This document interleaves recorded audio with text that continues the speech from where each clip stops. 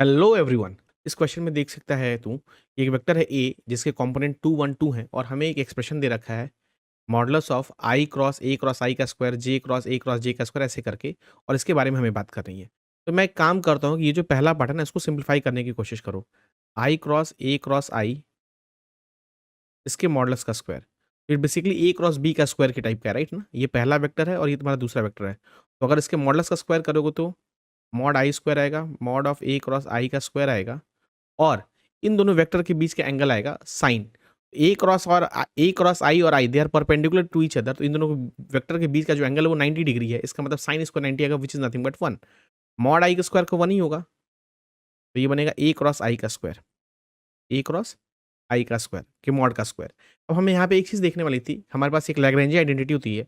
मैं बोलता हूँ ए क्रॉस बी का जो स्क्वायर होता है ना, वो हमेशा याद रखना mod A square mod b square minus a dot b का होल स्क्वायर होता है। This is called Lagrange identity. अगर मैं यहाँ पे वो प्रॉपर्टी इस वाले आइडेंटिटी का यूज़ करूँगा तो ये बनेगा mod A square into mod I square minus a dot I का स्क्वायर।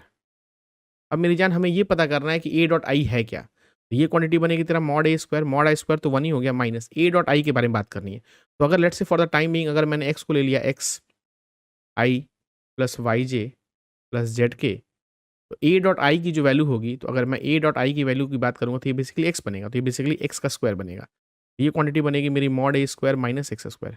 सिमिलरली ये जो सेकंड वाली क्वांटिटी है ना, जे क्रॉस जे, इसका जो स्क्वायर बनेगा वो एक्जैक्टली इसी तरीके से मॉड ए स्क्वायर माइनस वाई स्क्वायर बनेगा। और सिमिलरली जो लास्ट वाली क्वांटिटी है के क्रॉस के का मॉड का स्क्वायर, ये बनेगा तुम्हारा मॉड ए स्क्वायर माइनस वाई स्क्वायर।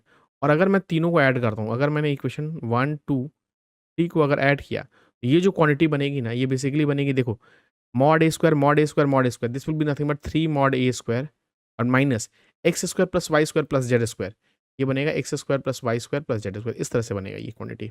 और इसको तू एज ए रिजल्ट भी याद कर सकता है। तो ये बेसिकली 3 मॉड ए स्क्वायर और x square plus Y square plus Z square, ये बेसिकली मॉड ए स्क्वायर है, which is nothing but minus mod A square, which is nothing but 2 mod A square. तो इस तरह का रिजल्ट तेरे को याद करना बहुत ही इंपॉर्टेंट है। तो अगर इस तरह के क्वेश्चन को सॉल्व करना है, तो इस तरह के रिजल्ट को तू याद रखेगा तो ज़्यादा क्वेश्चन आसानी सॉल्व हो जाएगा। तो ये बेसिकली 2 मॉड ए स्क्वायर होगा, विच is nothing but 2 time mod A square की वैल्यू कितनी हो जाएगी, 4 प्लस 1 प्लस 4, आंसर मेरा 18 आ जाएगा। तो इस तरह के क्वेश्चन को तू आराम से इस रिजल्ट का यूज़ करके तू 30 टू 40 सेकंड में सॉल्व करके निकल सकता है। तो इस तरह के और भी इंटरेस्टिंग वीडियो को जानने के लिए चैनल को लाइक कर, शेयर कर और सब्सक्राइब कर, और एक बार प्लेलिस्ट में जाके देख, तेरे को और भी इंटरेस्टिंग वीडियोस मिलेंगी।